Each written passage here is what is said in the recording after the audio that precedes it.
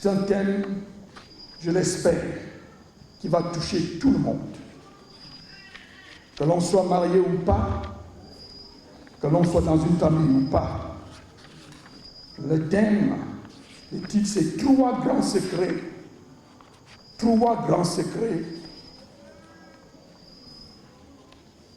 d'une famille heureuse.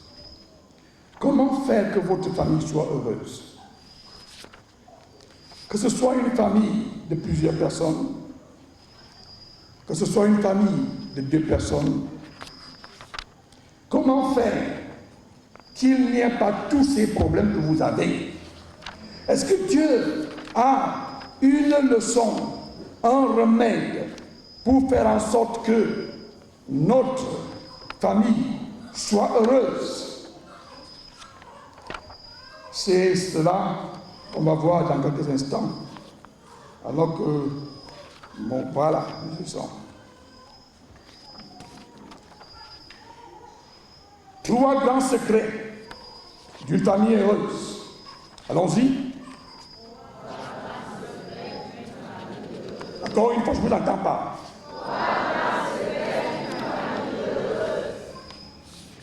Nous commençons.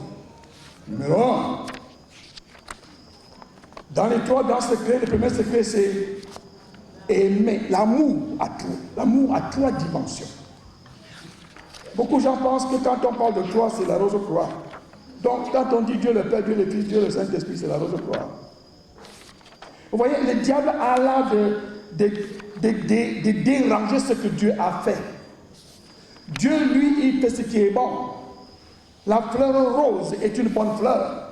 Mais maintenant, le diable fait que les gens qui font les affaires du diable aiment la couleur rose. Et vous avez peur maintenant de porter un habit rose parce que vous avez peur qu'on dise que vous faites la rose croix. Vrai ou faux? C'est le diable qui a créé la fleur. L'enfant de Dieu est libre de porter quelle couleur il veut. Mes amis, il faut arriver là. Il faut arriver là. L'amour a 3 dimensions. Pardon. Allons-y. Première dimension, c'est Dieu. Dieu d'abord. Dans tout ce que tu fais, mettre Dieu en premier.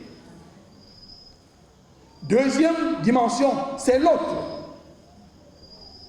On va revoir ces 2 textes bibliques.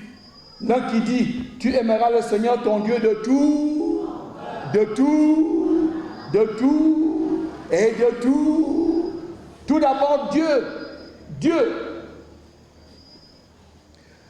Matthieu 6, 33 dit, cherchez premièrement qui? Le royaume et la justice de qui? Et tout ce dont vous avez besoin, vous l'aurez par-dessus tout. Dieu d'abord. La première phrase de la Bible, la toute première phrase de la Bible, commence comment? Qu'est-ce qu'on dit? Au commencement, Dieu. Arrêtez-vous là. Ça dit tout. Vous voulez construire la maison? Commencez par qui? Dieu. Vous voulez avoir une femme? Commencez par qui? Dieu. Parce que c'est lui qui a créé toutes les filles du monde. Il sait la fille dont le caractère peut aller avec le vôtre. Si tu suis tes yeux, mon frère, ça va tourner ta tête.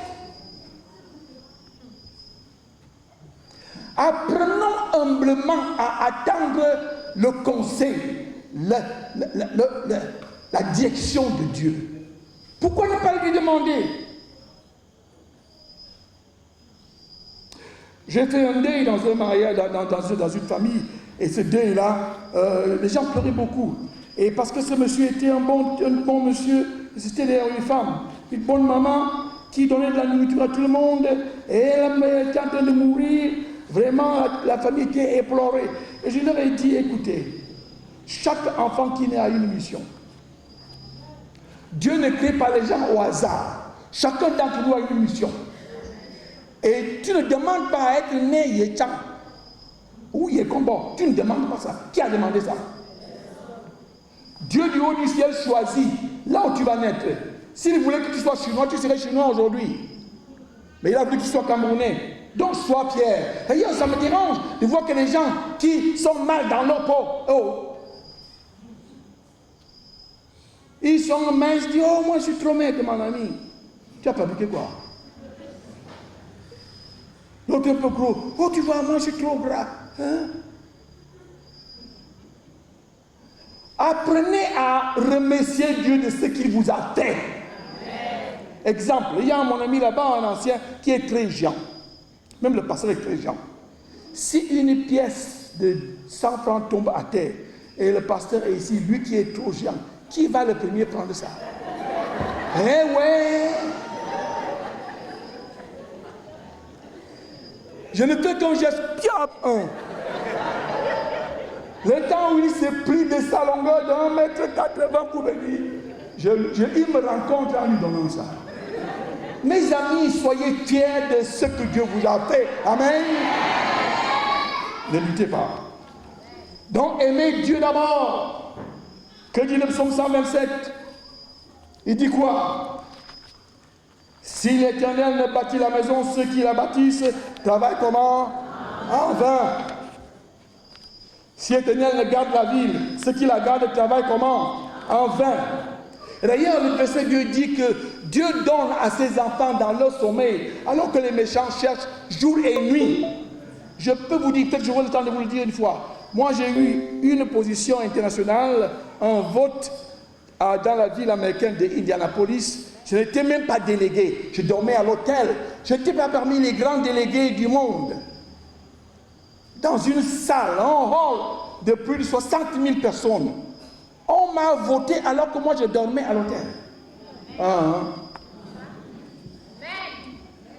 La terre appartient à qui? Dieu est qui pour moi? Tu ne sais pas. Qui est Dieu pour toi? En dehors du Créateur, il est Dieu pour toi. Ce n'est pas ton père, ce n'est pas ton papa. Apprenons à comprendre cela. Dieu est votre Père. Amen. Et il vous donne quand il veut. Et il fait ce qui a le mieux pour vous. Amen. Si tu ne comprends pas encore, demande papa. Dis-moi seulement. Que puis-je faire? Nous continuons. Dieu d'abord. Numéro 2, c'est quoi? L'autre ensuite. L'autre ensuite. Comment l'autre ensuite? Je vais vous dire une chose. La Bible dit, tu aimeras le Seigneur ton Dieu de tout ton cœur, toute ton âme, toute ta pensée, et tu aimeras comme... Il y a 3 amours. Dieu, mon prochain, et qui est un dernier? Dieu, mon prochain, et qui d'autre? Moi. Si vous gardez ça, c'est le ABC de la relation entre l'homme et Dieu. C'est le ABC entre la relation entre l'homme et l'homme. Est-ce que vous savez que beaucoup de nos prières, d'ailleurs, pendant un temps ici, vous parlez de la prière, beaucoup de nos prières ne sont pas répondues parce qu'elles sont égoïstes. Vous demandez comment est-ce qu'on fait ça, pasteur? On fait ça comment? On fait ça ainsi. Oh mon Père, sois avec mes enfants, sois avec ma famille. Tu vois, ma belle famille, moi-même, ma voiture, ma maison, moi-même, ma mère. Donc ça veut dire que toi, tu es le seul sur la terre.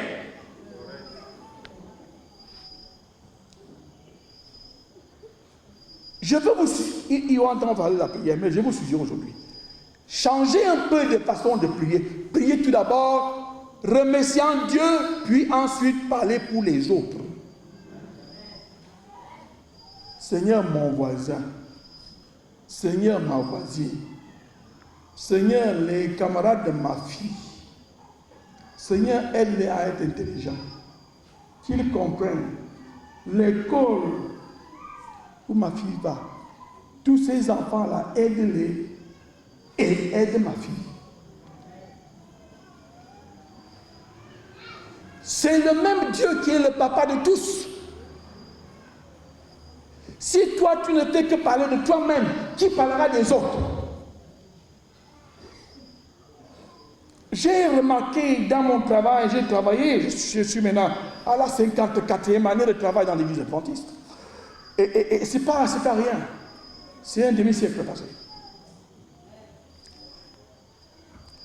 Là où je travaillais à la direction générale des églises adventistes comme directeur, j'ai fait plusieurs départements, et j'avais remarqué une chose, entre l'année 93 et 95, j'étais le seul Africain francophone parmi 15 directeurs dans ce bureau-là. Et le bureau avait 700 personnes.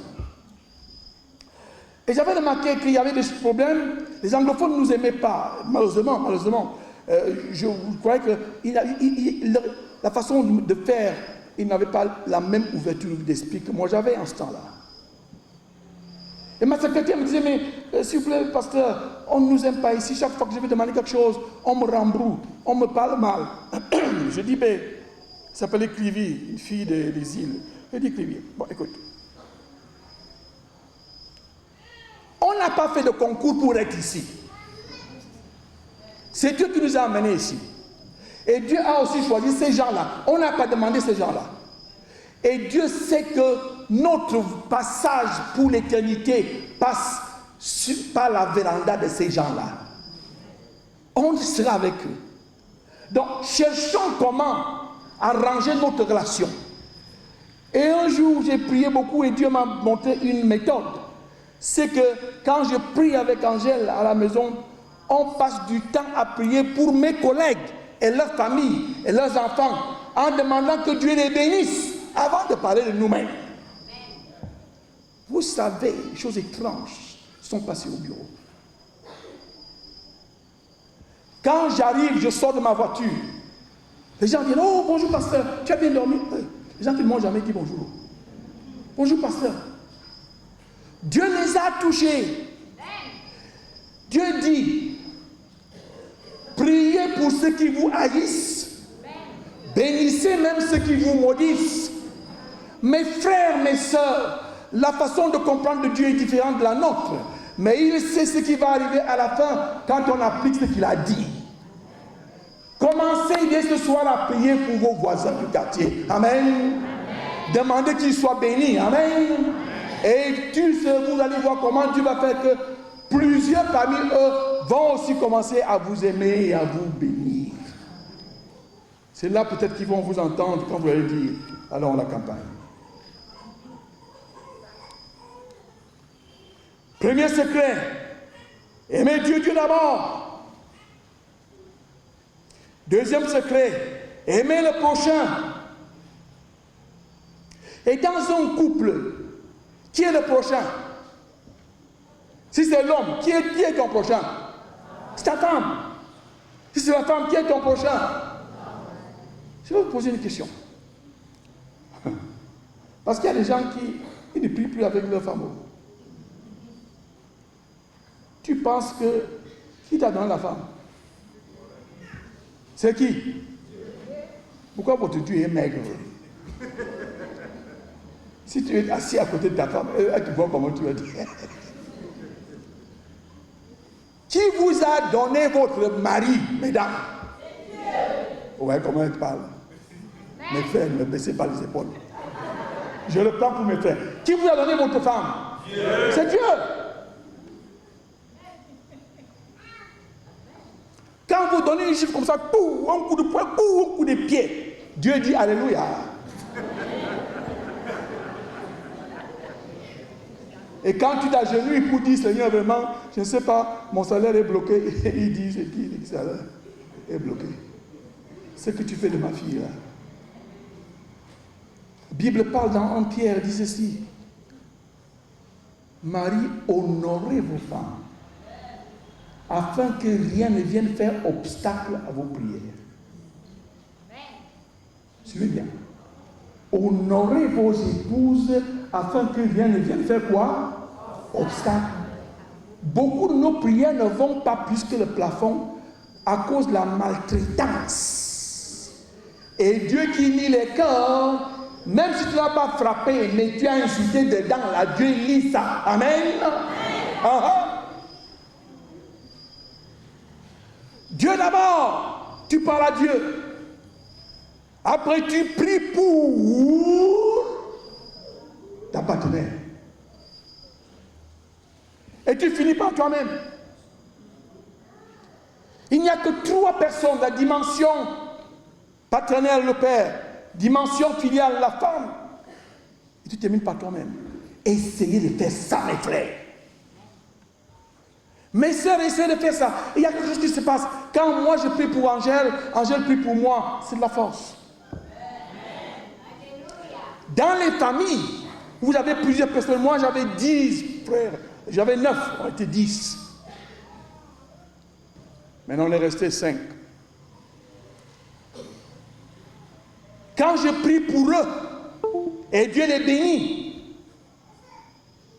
j'ai en retour 4 personnes qui sont bénies. Et quand je vois qu'ils sont bénis, je dis merci Dieu, tu as entendu. Et si eux aussi ont appris la leçon, que Dieu d'abord, puis l'autre ensuite, il prie pour moi. Moi, je fais une prière et je reçois 4 prières. Pour ceux qui sont dans une famille de 10, 12, vous vous battez seul et vous avez le stress et vous avez les difficultés parce que vous vous battez seul. Battez-vous pour les autres tout d'abord. Et Dieu va vous répondre. Il vous donnera ensuite la bénédiction. Dieu fera 2 choses. Il répond à votre requête pour les autres. Il va vous demander, il va vous donner ce que vous demandez. Dieu d'abord, mon partenaire ensuite. Et la Bible dit, tu aimeras ton prochain comme toi-même. Il y a des gens qui passent leur temps à aider les autres, et ils ne s'aiment pas. C'est un péché. Ah, mais rends-toi beau ou belle. Brosse ta bouche, mon frère. Prends un bon parfum, non lotion colibri. Ils disent que l'homme doit sentir le bouc. C'est dans quel verset?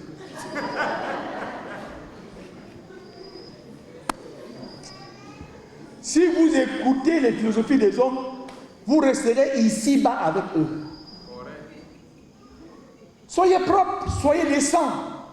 J'ai fait des tests, et je vais faire ça ici aussi, avec les jeunes filles à Yaoundé, les universitaires et les membres d'église, des jeunes. Je leur ai demandé de me dire quel genre de filles ils veulent épouser, et les filles, quel genre d'hommes ils veulent épouser. Et les filles ont dit, ils n'aiment pas les hommes qui ne se rasent pas. Hein? Regardez-vous, vous êtes rasés. Les hommes qui sentent mauvais. C'est ce que les filles disent. En tout cas, on saura ce que les filles ici vont dire. Il faut écouter les autres. Qu'est-ce qui plaît aux autres? Quand dans un couple, le mari cherche ce qui plaît à sa femme et la femme cherche ce qui plaît à son mari, il y a une joie. Amen. Même le sommeil est doux.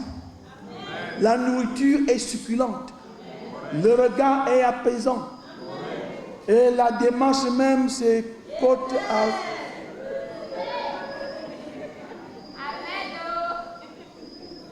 Vous ne comprenez pas d'accord ce que je dis. Prenez vos mains comme ça. Rapprochez vos mains. Les deux. Allons-y, allons-y, allons-y, allons-y. Fermez. C'est comment? C'est faible? C'est pas fort? C'est pas solide? Bon, laissez. Ouvrez encore. Maintenant, fermez vos mains comme ça. Rapprochez-les, rapprochez-les, rapprochez-les. C'est comment ici? C'est comment ici? C'est la bagarre. Quand le mari cherche le bonheur de l'autre, de sa femme, et la femme cherche le bonheur de son mari, alors ils sont ensemble compatibles. Amen. Et tout est beau, brillant, joli. Mais quand le mari ne fait que chercher ce qui est bon pour lui, Et la femme ne fait que chercher ce qui est bon pour elle. Alors, on se dispute l'argent et les salaires. Et c'est la bagarre. Mes frères, mes sœurs, gardez cette petite image. Ce qui fait la force d'un couple, c'est que chacun cherche le bonheur de l'autre. Et son bonheur après. Amen. Dieu d'abord, mon partenaire ensuite, et moi enfin. Amen. À chercher que votre mari s'habille bien, madame. Amen. Qu'est-ce qui plaît à votre mari? Qu'est-ce qui plaît à vos enfants? Qu'est-ce qui plaît à votre père? Qu'est-ce qui plaît à votre oncle, à votre grand-père? Après avoir vu ce qui plaît à Dieu, cherchez ce qui plaît à l'autre. Et si vous le faites, et chacun le fait, vous aurez des familles spéciales, où tout le monde est à l'aise. Et il y a un problème qui t'attaque à Yaoundé, tu sais que toute ma famille prie pour moi. Amen. Dieu d'abord, l'autre ensuite, et enfin, moi-même. J'aimerais terminer. L'histoire, je vous la raconterai une autre fois, peut-être demain. Et j'aimerais terminer par quelque chose de très sérieux.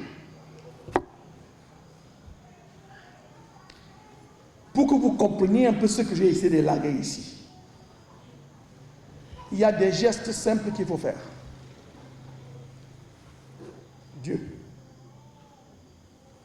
Deuxièmement, le prochain. Troisièmement, moi. Vous comprenez ça, n'est-ce pas?